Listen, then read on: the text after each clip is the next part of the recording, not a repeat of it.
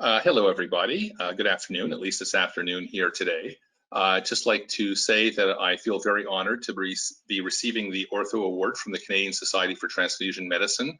I'd like to thank the Society for giving me the award. I'd also like to thank those people who have nominated me for the award. Thank you. I'd like to thank Dr. John Friedman, who's been a longtime mentor, and John has really been instrumental in helping me get my lab and career started and help keeping me on the right track. So thank you so much, John. I'd like to thank as well Andrew Crow, who's worked with me for many years and contributes to our lab. Many of the things that I've talked or I will talk about today, Andrew has contributed to. Thank you, Andrew. Science is not done in a vacuum. Well, some science is done in a vacuum, but not the science in our lab. So there are many other people who I won't be able to thank. I'm thanking the people along the way who have contributed to the work in today's talk, but there are others in my lab and other collaborators who have helped us get to where we are today, and a special thank you goes out to them as well. And with that, I will get talking here about research towards an IVIg replacement, and this is very much focused on the work that we have done in our laboratory. So first, the outline, we're going to talk a little bit about what is IVIg, why do we use IVIg, and how might it work. And then we're going to focus in on some work done from our laboratory where we are trying to look for an IVIg substitute. Hopefully it's obvious why we're trying to find one. And then we're going to talk about substitutes targeting the Fc receptor pathway. And so we're going to look at a number of these different projects in our lab. So the disclosures, I have received research funding from CSL Behring, and in fact, they are providing funding for the very last project I'm talking about. Hopefully that might move to patients very soon. I've also had some research funding from Rigel in the past and a number of patents on IVIg substitutes. So IVIg, basically IVIg, or intravenous immunoglobulin, is a concentrated preparation of antibodies or IgG molecules that are isolated from human plasma. Here's a typical bottle of IVIg.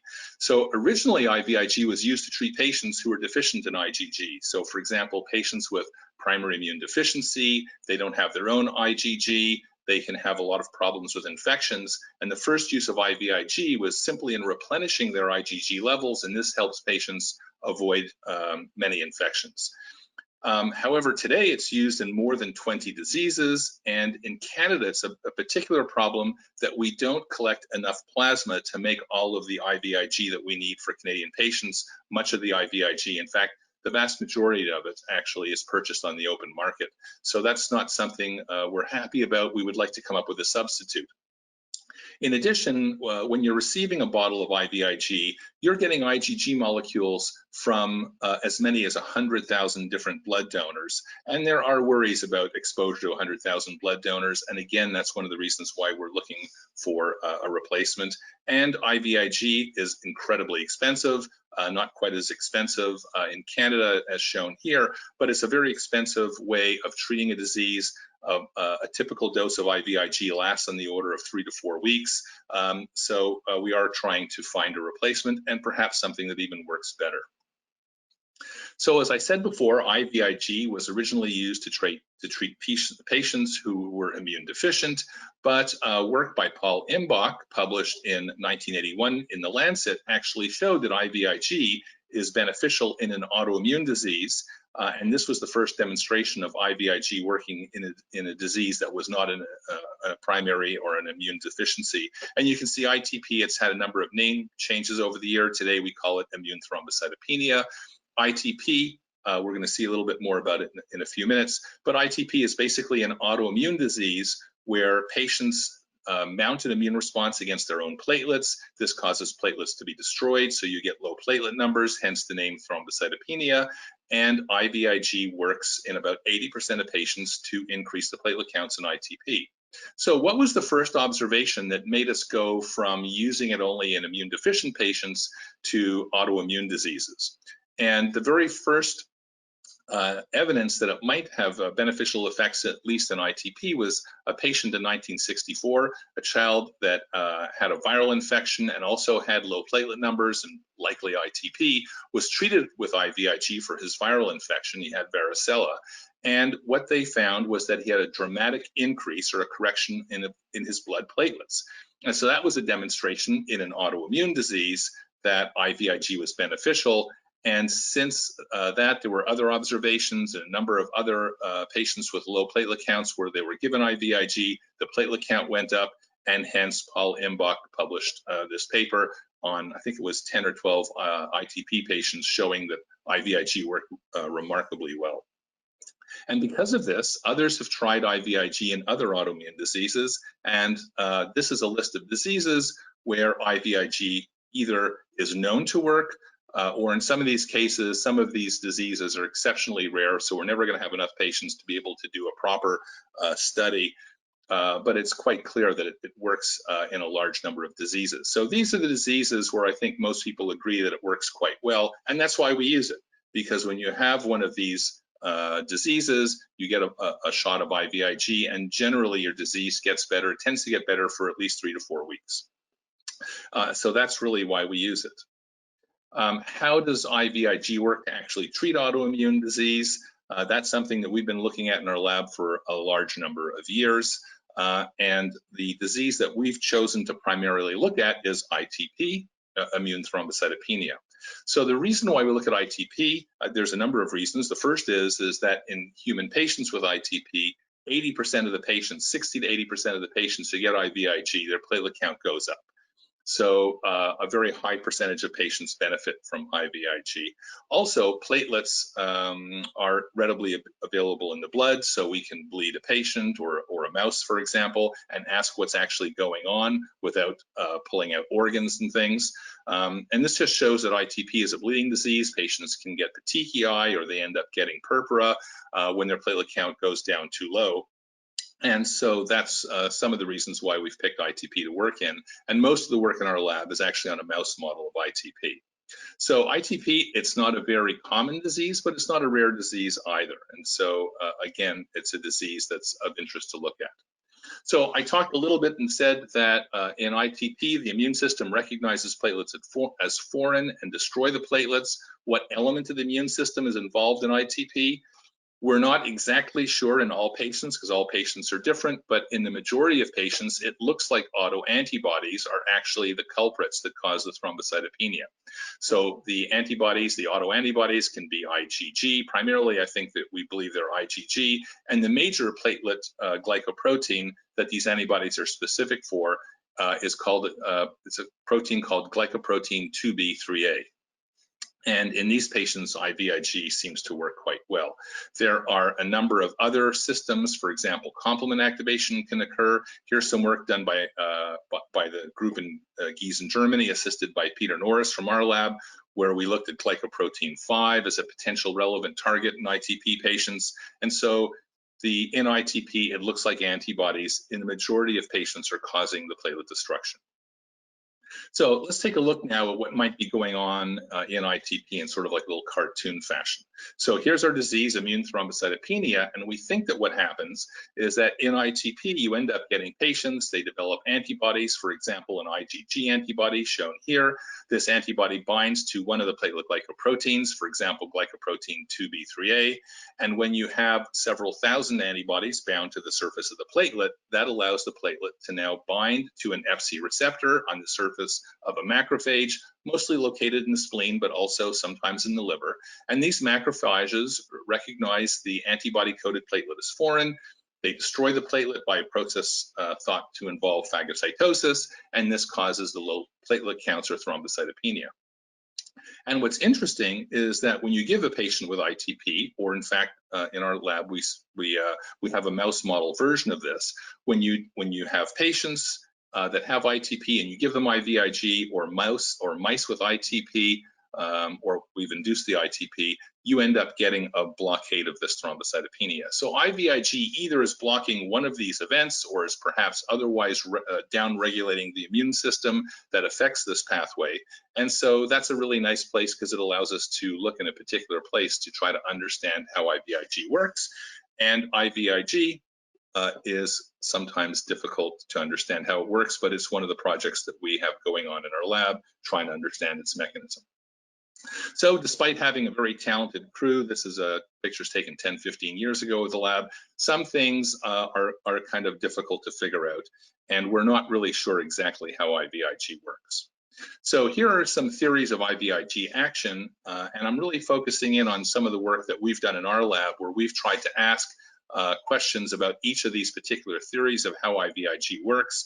Here are some of the papers from our laboratory published on IVIg mechanisms. So, for example, Andrew Crow published a paper in Transfusion in 2015 showing that IVIg likely does not utilize the inhibitory Fc receptor Fc gamma R2b as part of its effects.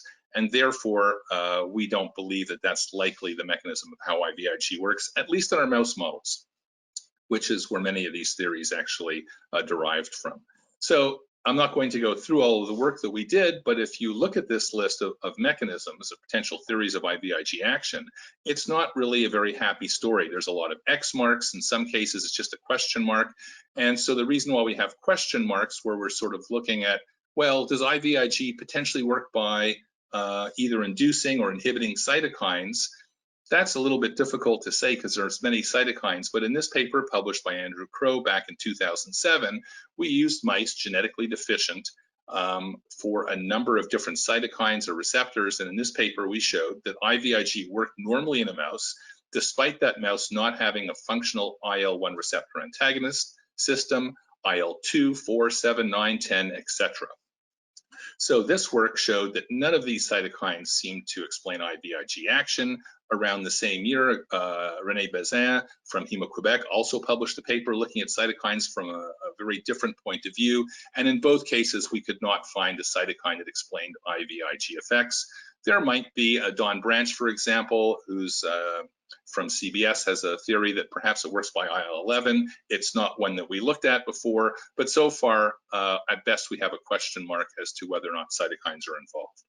So I'm going to move down to the last one here where we have an arrow, because this is work from our laboratory where we showed that IVIg in fact might work by engaging Fc gamma receptors on the surface of dendritic cells that initiate anti-inflammatory activity. And here's the paper we published about 15 years ago showing, in fact, in a mouse model of ITP, that IVIg seems to work by activating Fc receptors on the surface of dendritic cells.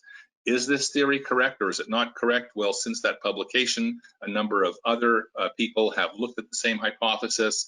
Some of the work is directly supportive. For example, this work published by a group in Taiwan. Other papers are also supportive, maybe a little bit of a difference. For example, this paper, they suggest it might be macrophages, and macrophages and dendritic cells are a very similar cell type. So at the present time, there really isn't much about that it's not dendritic cells, but again, I don't think it's been tested. And I think what's going to be important is not so much how does it work in mouse models, which is what a lot of this research is, but how does it work actually in patients? And we haven't really done that yet, but hopefully soon. So now I'm going to switch and talk a little bit about IVIg substitutes. That's been our work on IVIg mechanisms. And one of the things in our lab that we have discovered working on IVIg mechanisms is that IVIg seems to work in models of disease where Fc receptors play a role in the disease process, but not necessarily in diseases where Fc receptors do not play a role. And not only ourselves, but others have sort of touched upon that. Work from John Semple has also had some interesting data showing that IVIg seems to work when B cells are involved in autoimmunity, but not T cells. And so that has caused us to focus some of the work on IVIg replacements looking at the Fc receptor pathway. And we're going to look at one of the first things that we did, which is looking at inhibiting Fc receptor signaling with a Syk tyrosine kinase inhibitor. So this is the paper that we published. So the original work was done by Andrew Crow and myself in the mouse. We showed that inhibition of Syk works in a mouse model, and then Jim Bissell and Anna did 16 patients with this inhibitor. So what is basically going on is in ITP, whether it's a mouse model or whether it's patients, we think again that the majority of times it's antibodies that are coating the platelet. When you have several thousand copies of an antibody on top of the platelet, this allows the platelet to bind to Fc receptors on a macrophage, which causes the coalescence of a number of different Fc receptors on the surface. And when these Fc receptors are in close proximity, It also brings into proximity the signaling component of the receptor. Many Fc receptors use the gamma chain, and this gamma chain becomes tyrosine phosphorylated. This tyrosine phosphorylation event in turn causes the recruitment of this tyrosine kinase called SYK, SYK, and SYK stands for spleen tyrosine kinase. Y-tyrosine, that's the single amino acid code for tyrosine. So this SYK or SYK tyrosine kinase then gets recruited to the Fc receptor complex, and the SYK tyrosine kinase, which is thought to be somewhat more selective for phagocytosis than, for example, other tyrosine kinases in the cytoplasm of many cells, the SYK tyrosine kinase now phosphorylates a number of proteins that are actually involved in phagocytosis, so the engulfment and destruction of the platelets. And what we showed in this paper is that when we flooded the mice with an inhibitor of this SYK tyrosine kinase, the platelet counts went up, and in patients the same thing happened, at least in the 16 patients. Well, is that an effective treatment for ITP? We've kind of haven't really done much on this project for a long time, but the drug now that has been FDA approved for the treatment of ITP patients called fostamatinib, when we were studying it, it was just called R406, actually seems to work in ITP patients, and hopefully that might reduce IVIg use going forward. So that's a little bit about inhibiting Fc receptor signaling. What about blocking Fc receptors, so-called Fc receptor blockade? Remember I said Fc receptors seem to play the major role in ITP. So can we block those Fc receptors? So here's a little bit of a close-up of what's going on perhaps in ITP. So you have a platelet. The platelet has a large number of antibodies on its surface, and then this antibody sensitized platelet then interacts with a macrophage through an Fc receptor. There's more than one Fc receptor. There's Fc receptor 1, also known as the high affinity Fc receptor. There's Fc receptor 2A, a low affinity receptor, and Fc receptor 3A, again, another low affinity Fc receptor. One of these receptors is likely involved, or perhaps all three of them are likely involved in platelet destruction. There are other Fc receptors I'm not going to talk about, but for those of you who are interested, there's Fc gamma receptor 2C, which is not expressed in most humans, so we're not really going to talk about it. And then there's an inhibitory receptor called Fc gamma receptor 2B, which you can see these have green tails, this has a red tail, and this is considered to be an inhibitory Fc receptor, and so we're not going to focus on that. But people have tried to block Fc receptors in the treatment of ITP. Well, what happened? So this is the first study at Fc receptor blockade. You can see it's a long time ago, way back in 1986, a paper by Sarah Clarkson, who in a single patient found that giving an antibody that is able to bind to and block an Fc receptor was actually able to treat ITP. This is a case study. So what they did is they took an antibody that binds and inhibits Fc receptor 3 and used it to treat a patient with ITP. When they treated the patient, the platelet count went up, and then unfortunately it came back down again. And again, also unfortunately, the patient suffered from some side effects. So they reasoned that although it seemed to work, they have to manipulate the antibody somewhat. And at that time, the ability to manipulate antibodies was kind of limited, but then fast forward to around 2009, and they took this antibody and converted it from a mouse antibody into a human antibody, changed the sequences, and antibodies on the Fc region, this is the part that normally binds an Fc receptor, have glycans or sugars on the surface, and it's these glycans that are involved in binding complement and binding Fc receptors. And so what they thought, let's get rid of these glycans so that we knock out the activity of this Fc region, and all we have now is just pure blocking by the antibody binding and blocking the Fc receptor, but no Fc receptor function, and then perhaps the bad side effects would go away. So that's what they did. The antibody changed its name from 3G8 to GMA161. They used that to treat a number of patients, and it worked. Most of the patients, the platelet counts went up. However, the side effects were not at all really decreased. So because of the side effects, and actually, unfortunately, one patient who was a very complicated patient died from this, and so this project has been relegated to the trash for many years, until a very talented postdoctoral fellow by the name of Ben Yu, shown here, came to my lab and said, Alan, I'm interested in picking up Fc receptor blockade, and can we do it in a way that does not cause all of these side effects. So here's the mouse version of the antibody. The antibody is called 2.4G2, and this is an antibody that binds and blocks mouse Fc receptor 3. And this antibody, again, just like the one binding humans, would likely cause a lot of side effects. But what Ben reasoned was that now if we make an Fab fragment, so it only is able to bind and can't cross-link or do anything else, perhaps it will work to ameliorate the ITP without the side effects.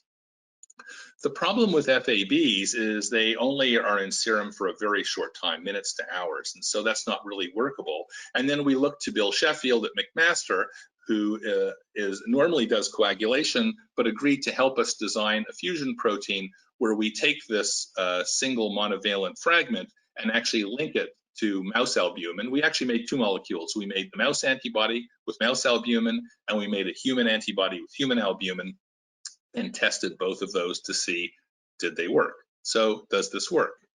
So I'm only going to show two graphs from this paper. What Ben basically did is he took mice and injected them with an antiplatelet antibody. And if you don't give a therapeutic treatment with this molecule here, what ends up happening is the platelet count goes down at 2 hours. It's only a single injection of antibody, so eventually the mice recover. But you can see these mice have severe thrombocytopenia. And so that was what our model was. And in each of these other lines, we've now added an increasing dose of this monovalent Fc receptor blocking reagent, and you can see at 40 and 80 micrograms per mouse, it actually works quite well. So 80 micrograms per mouse is a very low concentration of antibody that's good enough to be used in patients. Mice are of course, very small, so it's under 5 milligrams per kilogram. And we thought, oh, this is really kind of nice, and we should see whether or not only does it work, does it also avoid the side effects. I'm only going to show you one graph of side effects from this paper. And a nice way of looking at side effects is actually temperature changes. So when humans have an inflammatory response, what happens is the temperature usually goes up, and for some odd reason that I admit I don't completely understand, in mice, the temperature tends to go down when they have an inflammatory response. So here's mice. They start off at around 37 degrees. And when we treated them with the parental antibody, 2.4G2, you can see the mice in 30 minutes underwent a very dramatic drop in body temperature down to almost 32 degrees. The mice do eventually recover, but this is the kind of thing we're trying to avoid. And did we avoid it? Yes, we did. So when we used the monovalent Fc receptor blocker, it actually was able to block Fc receptors that I showed you in the last slide, but it did not cause temperature changes, nor did it cause other activation events that we looked at. So delivering a monovalent version actually seems to avoid the side effects. But how do these side effects actually work? Is it by cross-linking, or is it some other element? So what we did is we set up a group of mice where we gave them exactly the same thing, but then we came in with another antibody that cross-linked a histidine tag present in this fusion protein that forcibly now starts to cross-link the Fc receptor. And you can see this completely recapitulates the drop in body temperature, really suggesting that it's the cross-linking of the Fc receptors that's driving this inflammatory event. So I think the concept going forward is that if one is able to deliver this as a monovalent strategy, we might be able to treat disease without all these anti-inflammatory activities. And it's something that we are continuing to move forward with and explore in our lab. We're working on a human therapeutic in collaboration with ADMAR. And hopefully that comes to a clinic one day soon. Okay, so that's a little bit of Fc receptor blockade. I showed you that you can block Fc receptor 3, and that seems to work nicely, at least in the mouse model of ITP. And now I'm going to show you something that we should have done first, which is ask the question, which Fc receptors should we actually block? Should it be Fc receptor 3 or one of the other ones? So, you know, sometimes in science you have to put the cart before the horse, because you just don't have all of the reagents available, and really we were only able to sort of ask this question now, and so that's what we did. We said, which Fc receptor is it that might be involved in ITP? So this is work that was largely done by Peter Norris, and what Peter decided to do, Peter's a PhD student in the lab, very talented. So what Peter decided to do was ask this in a human model. I mean, it's great to look at it in a mouse, but really what we're interested in is treating human disease and understanding human disease. So which FC receptor is involved in ITP in a human? This is the one that was in the Clarkson study, New England Journal of Medicine, where they knocked out the ability of FC receptor 3 to function. But is FC receptor 3 the major FC receptor? Perhaps it's all of them, perhaps it's a couple of them. Which one is it? So just to refresh your memory, humans have FC receptor 1, they have FC receptor 2A and FC receptor 3, and each of these activating FC receptors could potentially be involved in ITP. And again, we're not going to talk about FC receptor 2B or 2C. So which of these FC receptors are involved in ITP? Well, we're really a lab that mostly specializes in doing mouse work, and normally getting involved in humans is very difficult and involved, in particularly a project like this. And so we reached out to collaborators, and the first collaborator we had was Dr. George Siegel, who's a physician in Rochester, New York, who did some work in my lab a couple of springs ago, helping us out with some of our mouse science. And George was interested in this project. He said, you know, Alan, I know a guy by the name of Rich Burak, who's just down the road from me in Rochester, and Rich has access to ITP spleens and control spleens, and it's the spleen, which is where the macrophages are, that are thought to be involved in platelet destruction. So along with George and Rich Burak, we decided to get these human spleens and ask whether or not we can do some experiments related to humans. So this is looking at the spleens, the percentage of B cells, T cells, granulocytes, and monocyte macrophages. These are likely NK cells. And you can see the ITP and the control are about the same. Unfortunately, there's not enough macrophages to use them directly, so we had to purify macrophages, which we did. So we took macrophages from the spleens of control and ITP patients, and we put them on microscope slides, and this is what they look like when they're purified and adhered to a slide. It's a really lovely looking cell. And what we did is we took these macrophages and then fed them human platelets that had a green fluorescent label. And the reason why we use a green fluorescent label is platelets are too small to see under a confocal microscope. And so you can see there's some platelets that don't look like they're in a macrophage. There's one big platelet here that looks like it is inside a macrophage. But of course, if there's no ITP sera involved, there's not going to be phagocytosis. And what we did is we formed a collaboration with Dr. Ulrich Sachs from Gießen, Germany.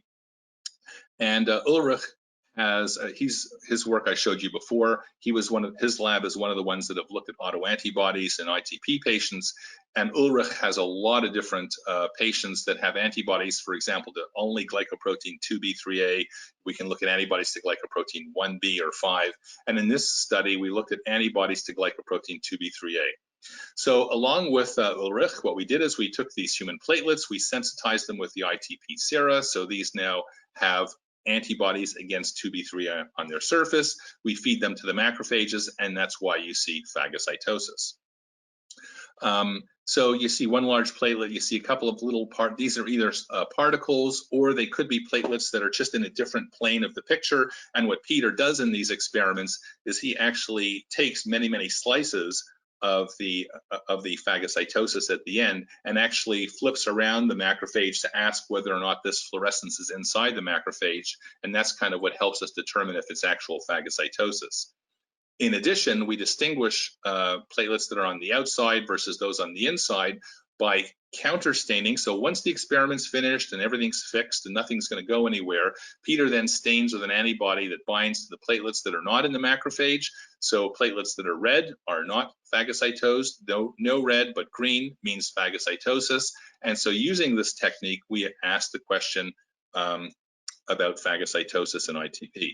And phagocytosis in ITP had not actually been studied completely yet. It's been elements of it. People have looked at radioactive uptake and the mononuclear fraction, but this is really, I think, the first demonstration of a really nice phagocytosis.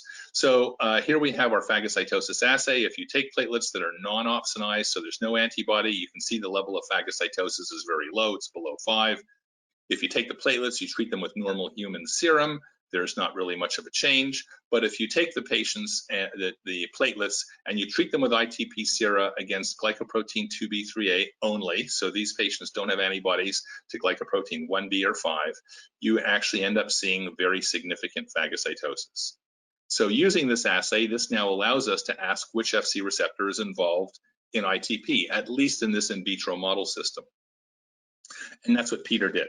So here's the basic experiment. We're looking at phagocytosis. Here you see phagocytosis of just unopsonized platelets, normal platelets. If you take the platelets and you coat them with a 2B3A antibody, you can see very significant phagocytosis. And here we've done exactly the same as here, but now we've added antibodies that bind and block Fc receptor 1, Fc receptor 2A, all isoforms of Fc receptor 2, and Fc receptor 3. So we've added all the antibodies together, and you can see this attenuates the phagocytosis. So we can use this and add the antibodies one at a time, or do a subtraction and ask which Fc receptor or which Fc receptors are involved in ITP. And that's what Peter did. So in this graph, if you get a line up here, that means that you have not affected phagocytosis. If you get a reduction, for example, where we've added the antibody binding and blocking Fc receptor 1, we get a reduction. So roughly 50% of the phagocytosis seems to require Fc receptor 1. Binding and blocking Fc receptor 2A or Fc receptor 2 all isoforms. So this antibody binds and blocks Fc receptor 2A, 2B, and 2C. Again, there's no change. And if you bind and block the Fc receptor 3, there is a roughly 50% effect. So it looks like Fc receptor 1 and Fc receptor 3 are likely capable of mediating phagocytosis in an ITP model system, and Fc receptor 2 seems to be either not involved or less important. And so that allowed Peter, as well as all our collaborators, to ask the question, which Fc receptor is it? And in this paper, we show it's Fc receptor 1 and Fc receptor 3 on human splenic macrophages, mediating phagocytosis of ITP platelets. So we did put the cart before the horse, but it didn't really turn out so bad. Kind of interesting, this is a picture taken during SARS-1. You can see the masks, they were all N95 masks, but we weren't doing the social distancing. So some things do change over time. So now I'm going to talk about sort of the last IVIg substitute, looking at blocking the Fc receptor pathway, and that is down here based on anti-D. So IVIg works very well in the majority of ITP patients to ameliorate the ITP. But in addition to IVIg, anti-D, also known as RIG for Rh immune globulin, also can be used to treat ITP. So this is the original antibody, as well as a monoclonal mixture made by a company called rosralimumab. It's a mixture of 25 recombinant anti-human monoclonal anti-D antibodies, and both of these work to treat ITP. So we're very interested not only how IVIg works, but we're interested in how does anti-D work to treat ITP. I mean, we know anti-D only works when you inject it into a RhD positive patient. Well, the control hasn't really been done really well, but there's no rationale for it to work in an RhD negative patient. But what is the actual mechanism of effect? And again, that's something that's kind of poorly understood and something we in our lab and others are trying to address. So in ITP, what ends up happening is you have a macrophage, for example, located in the spleen. You have platelets that have lots of antibody on their surface. So in an active ITP patient where you have thrombocytopenia, what's going on is likely the platelets are being continually phagocytosed by the macrophage, resulting in low platelet counts. And the red cells are present, but not really doing much in the ITP, other than oxygenating the blood. When you get anti-D, if you're an RhD positive patient, you're getting an IgG antibody that binds to your red cells, your erythrocytes. Excuse me. And so what ends up happening is that now you've got a change in the balance. So here in ITP, you've got platelets with an antibody on the surface. Now you're giving an antibody that binds to red cells. And the idea with anti-D is that perhaps the red cells are binding to the macrophage and displacing the platelets, allowing the patient, or in this case the mouse, to actually increase its platelet counts, because now you're mostly getting red cell destruction. And yes, patients who receive anti-D can get a small amount of anemia, and certainly mice that get the mouse version of it also get anemia. So we have also looked at this mechanism as a way of being able to try to replace not just IVIg, but polyclonal anti-D with a monoclonal antibody in other words, an anti-D replacement.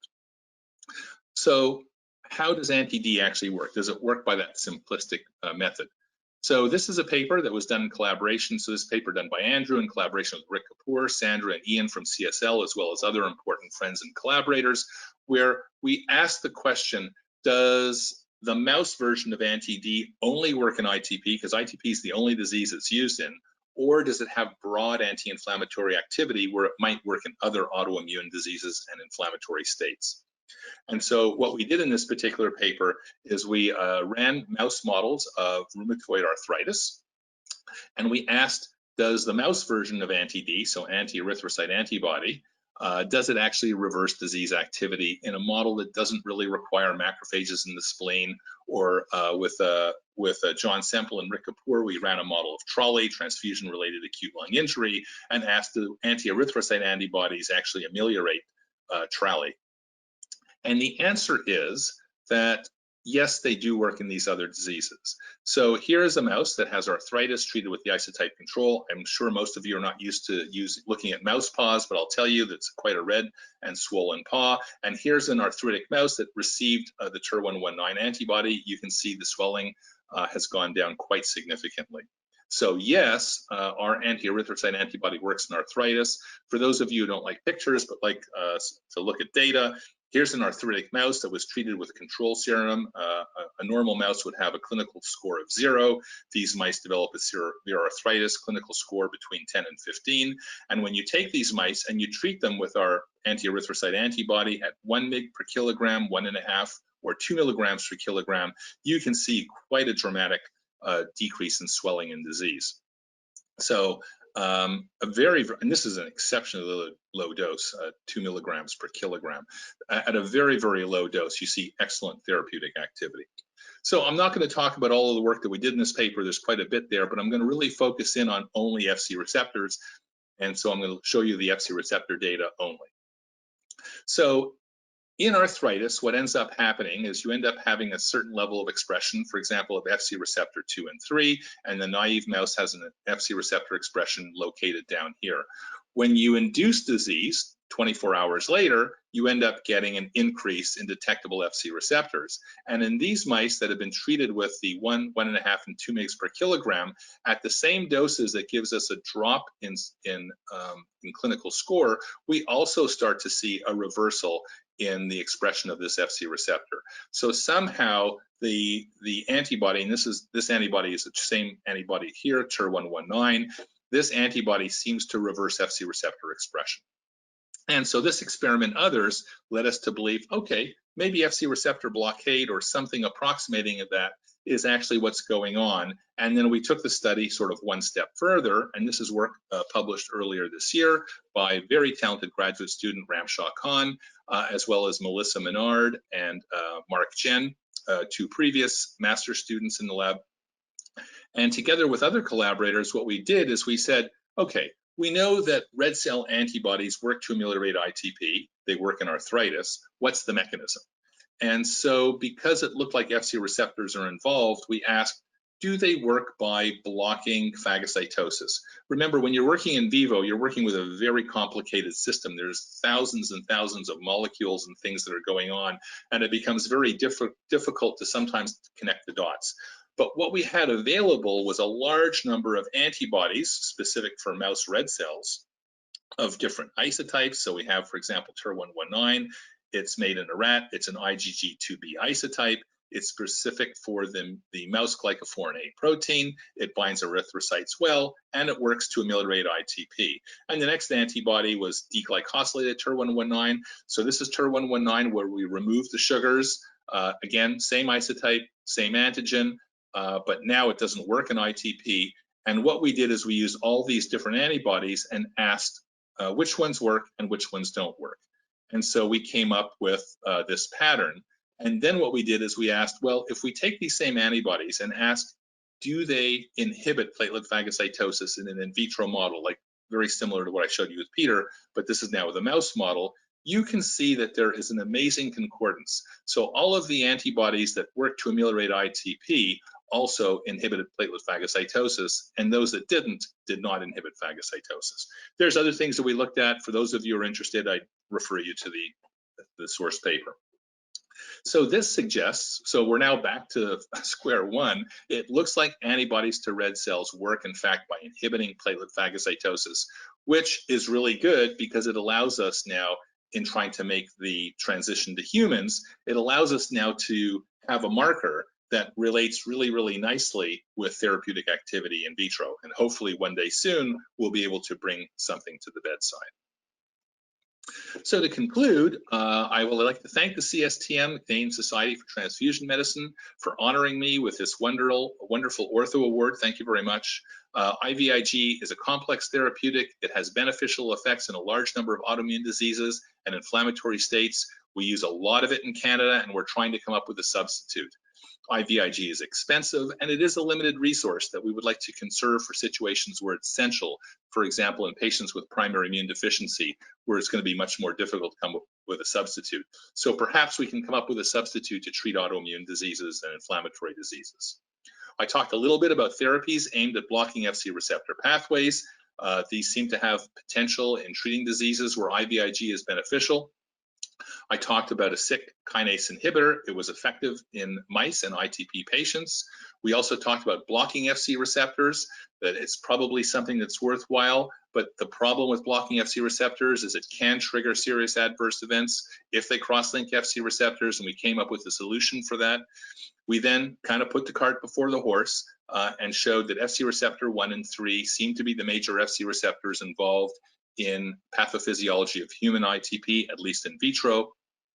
And so if one wants to target an Fc receptor, one would really want to try and target Fc receptor 1 and or Fc receptor 3. And then finally, I showed you a little bit of work on anti-D, or at least the mouse version of anti-D, that it works in autoimmune diseases beyond just ITP. We think it works by blocking phagocytosis, and hopefully this will lead to a therapeutic down the road.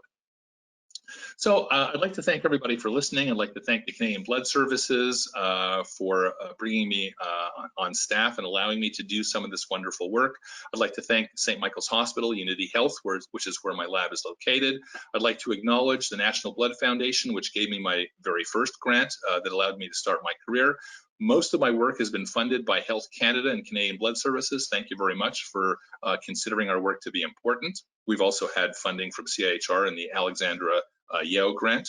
I'd also like to thank our international collaborators, those at CSL Bern, Adrian, Fabian, Jennifer, and Rolf, who thought that this was a worthwhile endeavor to look at beyond just ITP. And this is the last work that we did on an anti-D replacement. Sandra and Ian in Melbourne, who've done a lot of the mouse experiments in arthritis. Bill Sheffield, Ant Chiask, and Varsha Bhakta help us design the monovalent Fc receptor blockade strategy. I'd like to thank them. Then our collaborators in Rochester, New York, George Siegel, Rich Burek, and Phil Rock, who made available to us ITP and normal spleens that allow us to ask which Fc receptors involved in ITP. We couldn't have done it without Ulrich Sachs and Benaz Beat in Gießen, Germany, who gave us access to ITP sera specific for platelet glycoproteins. John Semple and Rick Kapoor, who helped us with the trolley. I didn't really have time to go into it today, but our anti-D reagent also works in a trolley model, so hopefully one day that will be helpful. And then our clinician colleagues in Toronto, Jeannie Kellum, Christine Surdy-Gazdowicz, and Yulia Lin, who are helping us go forward and ask whether or not some of these therapeutics work in patients that benefit from IVIg or not. And then finally, I'd like to thank, most importantly, the members of the lab. These are the members of the current lab, Dr. Yoelis Cruz-Leal, whose work I wasn't able to talk about today. She's working on antibody-mediated immune suppression and doing some excellent work there. Dr. Yuxin Shan, who's the lab manager and a very talented molecular biologist who's helping us in many projects in the lab. Gurleen Kaur, who recently finished her master's and just entered medical school at University of Toronto. Congratulations, Gurleen. Ramshaw Khan, just finishing up her PhD, has done some wonderful work on the anti-D substitutes. Peter Norris, very talented PhD student, who is looking at Fc receptors and phagocytosis.